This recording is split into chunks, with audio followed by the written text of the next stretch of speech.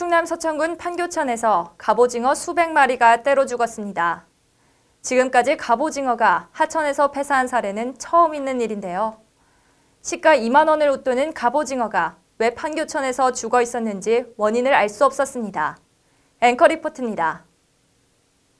제가 있는 이곳은 판교천 한성교 부근입니다. 보시다시피 바다에 있어야 할 갑오징어들이 하천으로 흘러와 떼죽음을 당했습니다. 수백 마리의 갑오징어가 하천에 버려져 있다는 한 시민의 제보에 따라 SBN 서해방송이 현장에 나갔을 때는 죽은 갑오징어 악취가 코를 찔렀습니다.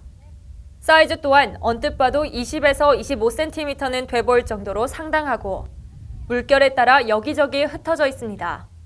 시중에 파는 갑오징어의 경우 평균 시세가 2만 원을 넘기기도 합니다.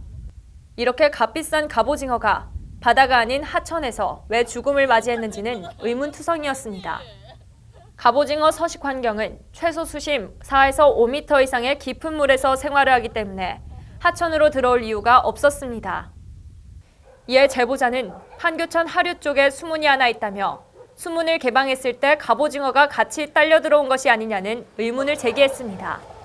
하지만 한국농어촌공사 서천지사는 올해 수문을 개방하지 않았다는 입장입니다. 올해는 한 번도 개방 안 했고요. 비가 얼마 안 와서요. 한 100mm 이상 와야 저희가 문을 열거든요. 덧붙여 서천군에서 판교천 부근의 수문을 관리한다고 전했습니다.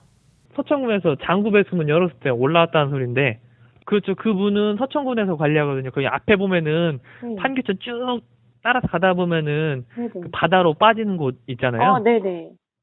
하지만 서천군 역시 수문을 개방한 적이 없고 개방을 하더라도 바닷물이 하천으로 역류해 들어오지 않는다는 입장입니다. 이 문을 개방한 적이 있어요? 이번에? 개방할 이유는 없죠. 판교천 물이 네. 바다로 빠지기만 하지 들어오지는 않아요. 군은 혹시라도 수문이 열렸을지 우려해 현장을 방문했지만 수문에도 문제가 없었다고 덧붙였습니다. 이런 어떤 제보를 받아서 네. 이제 확인해 보고 이제 이쪽 부분 혹시라도 이쪽 어떤 물문 관리를 잘못해서 그런 원인이 폐사의 원인이 네. 그런 거 아니냐라고 해서 한번 현장을 확인했던 부분이고요. 나왔더니 수문은 좀 어땠나요? 그건 뭐 문제는 없었고요. 문제는 없고요. 네. 이렇듯 수백 마리의 갑오징어 폐사 원인을 알 수가 없어 누군가 다리 위에서 버리고 간 것이 아니냐는 추측만이 난무했습니다. 버리지 않았나라고 그렇게 추측을 하더라고요. 이제 가다가 혹시라도 이제 그렇게 버리지 않았나 그 얘기를 하더라고요.